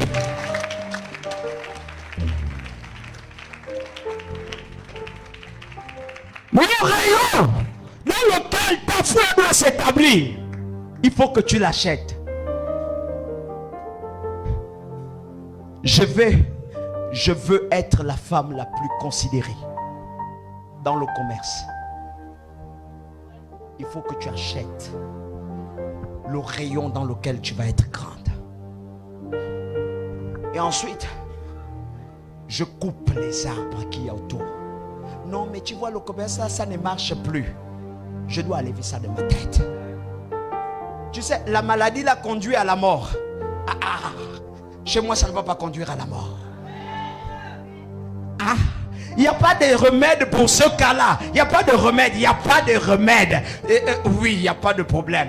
Mais le chercheur qui va trouver le remède là seulement pour moi, il va trouver le remède là le mois prochain. Et moi, je vais tenir jusqu'au mois prochain. Comme il n'y a pas de remède, moi, je vais trouver un chercheur qui va trouver le remède pour me soigner moi. Vous n'avez pas encore vu. Écoutez-moi bien, je vous dis quelque chose. Il y avait une femme qui était malade. Elle avait le VIH. Phase terminale. Il n'y avait pas encore d'antiviraux. Il n'y avait pas encore les remèdes. Il n'y avait pas. Et elle était malade. Elle était chrétienne. Moi je me dis qu'elle s'appelait Philomène Jésus. Donne-moi un amen bien. Bon, toi tu peux lui donner le nom que tu veux. Alléluia. Philomène Jésus était là. Elle partait à l'église à tout moment. Et puis elle disait, je crois que mon père va faire quelque chose. Les autres lui disaient, Philomène, la maladie la tue. Elle disait, mon père, lui, il soigne toutes les maladies. Et puis elle pose la question à Jésus. Papa, j'ai envie de te poser une question. Le père dit, parle. Elle dit à son père, je n'ai pas envie que tu enlèves ça de mon sang. Mais donne-moi la capacité de prolonger mes jours, afin que je te serve mieux. Le père a dit, tu veux quoi? Elle dit, trouve quelqu'un qui va trouver le médicament. Et puis il y avait un chercheur. On l'appelait Mbadinga de la réception. Dis avec moi Mbadinga de la réception. Bon, chez vous, peut-être que c'était Boissa de la réception, peut-être Anguillet de la réception, peut-être Nzamba de la réception, je ne sais pas, où Manfumbi, quelque chose. Mais chez moi, il s'appelait Mbadinga de la réception. Alléluia. Amen. Et Mbadinga de la réception était dans son mouvement, peut-être au Biaondo, tout ça là. Chacun donne son nom. Alléluia. Lui, il allait au laboratoire et souvent il disait, il est bon de louer Dieu. Oui, il est bon de louer Dieu. Il est bon de louer Dieu. Louons-le. Louons-le. Et même si les parents t'abandonnent, sache que Jésus est avec toi. Est-ce que tu as besoin de paniquer? Oh, tu as un Dieu, invoque-le. Et puis la petite Philomène était en train de chanter. Il est bon de louer Dieu. Bon, j'ai envie de prendre la version là où on dit que louons-le. Alléluia. Et pendant que les deux sont en train de chanter, Badinga était en train de chercher quelque chose. Et puis il écoute dans son esprit, Badinga, oui, prends la feuille là. Et regarde, c'est pas pour toi, hein, mais prends la feuille là. C'est parce que j'ai ma fille quelque part. Prends la feuille là. Mets ici. Prends ça. Mélange. Prends ici. Mélange. C'est ce qui va faire en sorte que la maladie soit stoppée. Et que la croissance diminue. Et que les jours soient prolongés. À cause de ma fille. Et on a trouvé le remède là. Et le jour où on disait que non, tu vas aller mourir. Quand elle arrive à l'hôpital, on lui dit non, il y a un nouveau médicament qui vient d'arriver. Elle dit seulement, je savais. Le médicament là, ça arrive parce que j'ai demandé ça. Donnez-moi seulement le médicament. Maintenant, il y a une autre personne qui doit terminer le travail de Philomène. Il y a un autre frère qui a le cancer qui doit terminer le problème des anti-cancériques ou cancéroses ou bien cancéraux. Alléluia. Et cette personne est ici. Il y a une autre personne qui doit terminer le problème de palu. Il faut que tu termines ça. Et il y a une autre personne qui doit terminer le problème de la sorcellerie.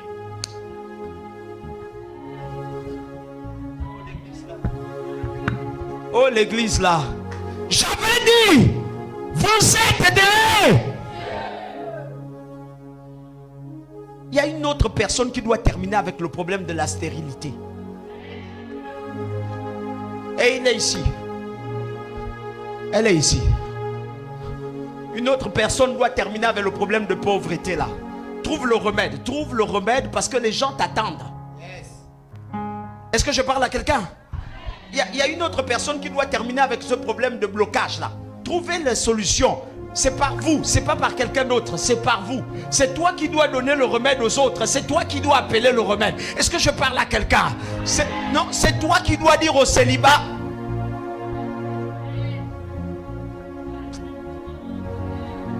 Si j'étais au Cameroun, c'est sûr que ça devait être autre chose. Je suis sûr que là, au moment, je suis en train de voir quelqu'un qui est en train de s'élever et puis me dire, papa, je suis prêt à aller en mission. En fait, si j'étais au Cameroun, il y a quelqu'un qui est en train de me dire déjà, papa, là, je vais en mission. Parce que j'ai une mission importante. En fait, j'ai quelqu'un qui doit terminer avec ce problème de chômage. Donc, il doit créer les sociétés. Il est dans cette salle. Donne-moi un amen bien. Et il écoute que c'est sa mission. Il sait que c'est sa mission. Il sait, lui-même il sait avec moi que c'est sa mission. Il y a quelqu'un qui doit finir ça. Oh, toutes les femmes qui ne sont pas considérées. Je vous dis une vérité, il y a une sœur ici qui est appelée considération. En fait, tu viens seulement, tu l'attrapes et puis tu dis, on va prier ensemble et puis elle va trouver le remède pour faire en sorte qu'on te considère. Est-ce que vous savez que c'est Esther qui a trouvé le remède? Comment parler aux grands hommes? C'est Esther qui a fait le rapprochement. Là où une fille de pauvre peut se marier avec le roi. C'est elle qui a établi la connexion là. Sinon les rois n'épousaient pas les filles de pauvres. C'est Esther qui a établi la connexion que une femme qui ne ressemble à rien est capable de rentrer dans le palais des hommes. Là où les hommes parlent leurs choses, une femme a le droit de se présenter et puis dire à son mari, mon mari, je veux te voir. Et puis les règles ne s'appliquent pas sur elle. C'est Esther qui a fait ça. Jusqu'à aujourd'hui, toi tu n'arrives pas à parler ton mari. Parce qu'il te dit, ne me parle pas, une femme ne me parle pas comme ça. Esther a parlé à son mari. C'est Esther qui a trouvé le remède qu'on parfume le corps. C'est Esther qui a trouvé que la beauté est capable de brader les interdits. C'est Esther qui a trouvé le moyen de dire que non, quand tu as la bienséance, tu es capable de rentrer partout et de convaincre. C'est Esther. Maintenant, toi, qu'est-ce que tu fais d'autre? Ta soeur est en train d'être maltraitée par un homme. Qu'est-ce que tu fais? On achète ta beauté en échange de miettes. Qu'est-ce que tu fais? C'est Esther qui a compris que le statut d'une femme peut changer la connotation des choses autour d'elle. Et toi, tu es là. Dieu a dit, j'avais dit, vous êtes des dieux. Je ne voulais pas pousser ce message jusque-là. Mais il y a des vérités qui se libèrent. Et ces vérités sont là. Frère, il y a quelqu'un qui doit vaincre l'AVC. À cause de toi, on doit trouver le remède de l'AVC. Parce que tu dis tu ne veux plus. C'est toi qui dois trouver ce remède. C'est toi qui dois appeler à ce qu'un chercheur puisse avoir la latitude, la prédisposition de l'esprit pour trouver le remède adéquat. Parce que toi tu vis. Parce que toi tu existes. Parce que toi tu es là.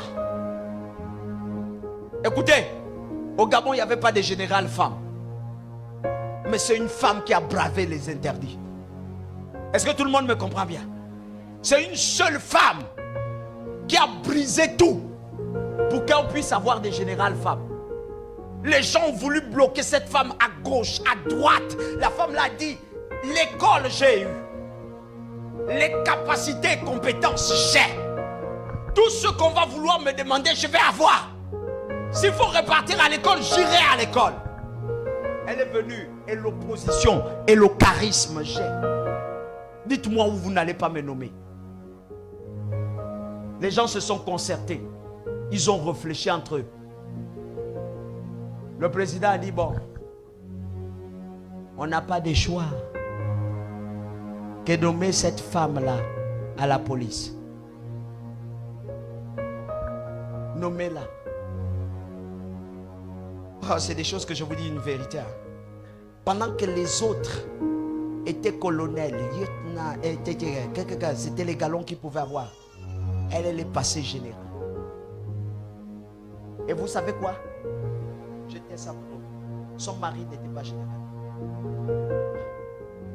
Les amis, elle a marché haut et fort. Elle a haussé le buste. Elle s'est tenue devant les hommes. Et quand elle te regardait jusqu'aujourd'hui, quand elle te regardait, quand elle te regarde, tu baisses la tête.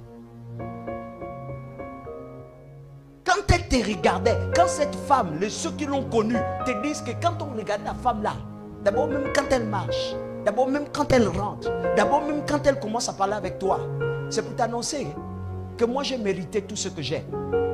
Toi tu as fait quoi? C'est une femme qui a fait ça. Et toi tu es à l'église. J'avais dit vous êtes des dieux. Et tu continues à réfléchir. Ce soir on a un esprit qu'on repousse. On ne prie pas beaucoup. Je ne veux même pas que les gens prient. Je veux que les gens se tiennent simplement debout. Il y a une mission.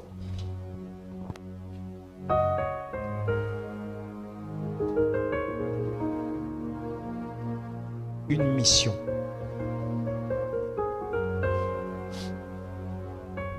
Une mission.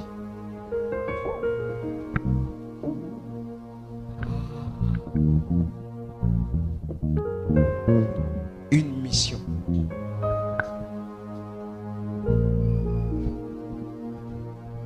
Une mission. Dis avec moi, nous avons une mission. Nous avons une opération. Et cette opération va être prophétique ce matin.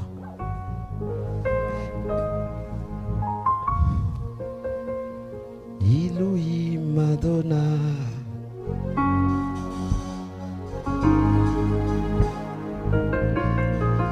S'il vous plaît, je veux demander aux femmes d'être en contact avec le sol. Ilui Madonna.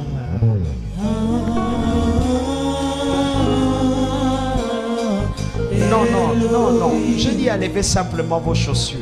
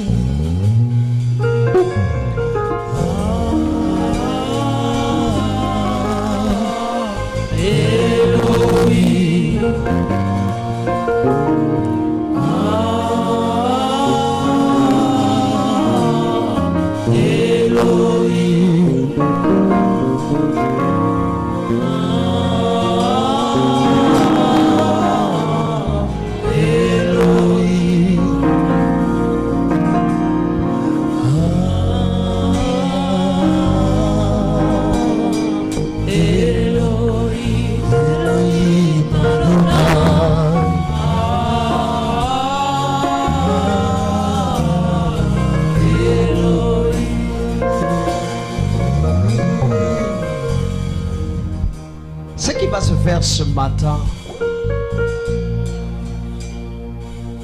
je demande au Dieu de le faire ce matin. Tout ce qui vous arrive est traduit par la mort. Tout ce que le diable fait, c'est pour vous conduire à la mort. Tout le monde me comprend? Quand vous êtes malade, c'est pour arriver à la mort. Quand vous êtes dans une position où dans votre foyer ça ne va pas, c'est pour vous permettre de vous suicider, vous conduire à la mort. Quand il vous fait passer par des épreuves et toutes ces choses, c'est pour vous conduire à la mort. Alléluia. Mais aujourd'hui, notre ennemi farouche, c'est la mort. Alléluia. C'est la mort. Parce que nous devons arriver à un niveau où nous disons à l'esprit de mort, tu ne peux plus influencer nos vies. Et je demande aux femmes de se tenir sans chaussures. C'est pour être en contact avec le manteau qui va être déposé ce matin. Et de parler en faveur et en direction de ce manteau. Nous allons verrouiller les portes de ce ministère face à la mort. Nous allons dire dans ce ministère, nous ne voulons pas de nouvelles de mort. Nous ne voulons pas de maladies de mort. Nous ne voulons pas des conditions menant à la mort. Nous ne voulons pas enregistrer des cas de mort. Si tu me comprends aujourd'hui, et si tu le fais bien aujourd'hui, les myomes et les kystes qui sont dans ton ventre vont disparaître. Car elles ont une mission, c'est de provoquer la mort. Si tu me comprends ce matin, si tu le fais bien avec la foi, je crois que tout ce que tu feras ce matin va respirer la vie. Alléluia. J'ai dit au fond du cœur, ma fille, l'offrande que tu m'as donnée, c'est pas pour l'église. Je vais aller acheter ma veste. Et je vais porter cette veste. Et de la même manière que je porterai cette veste, alléluia, c'est de la même manière que mon manteau sera sur toi. Donc arrange-toi pour que cette offrande achète une veste. Si ça n'a pas acheté une veste, toi-même sais, va. Mais je porterai la veste. Et je suis en train de dire les paroles que j'ai écoutées dans mon esprit.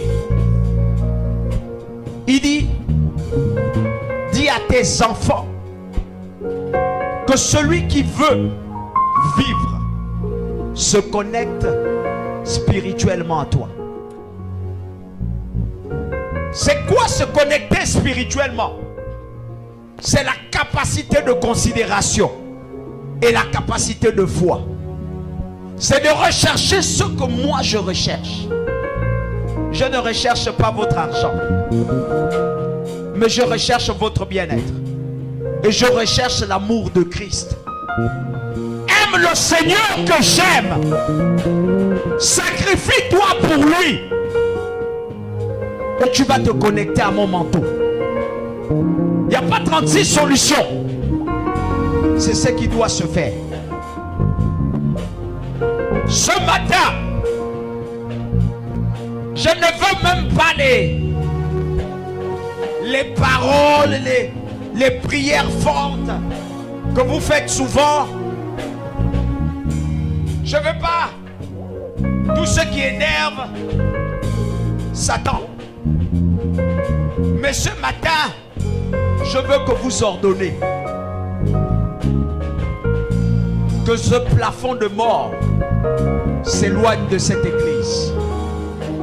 Et si ta famille avec toi, dans le cœur, également comme j'éloigne la mort, j'éloigne également la mort de ma famille. Comme j'éloigne la mort de ma vie, la mort de cette église, j'éloigne aussi la mort autour de moi. Ma famille et moi n'enregistrerons pas les nouvelles de mort, mais nous serons bâtis dans la vie. S'il vous plaît, je ne t'ai pas demandé de prier pour le travail. Je ne t'ai pas demandé de prier pour la situation difficile. Mais éloigne la mort de ton église. Éloigne la mort de ta famille. Éloigne la mort de toi. Éloigne les objets et les motifs de mort autour de toi. Les songes de mort, que cela quitte le plafond de cette église.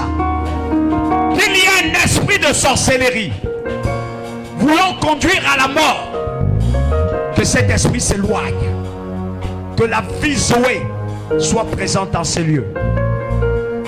Nous devons balayer, débrousser le terrain.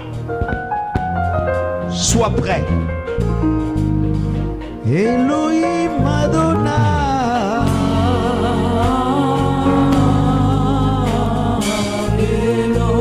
Je veux que ton cœur soit avec moi ici.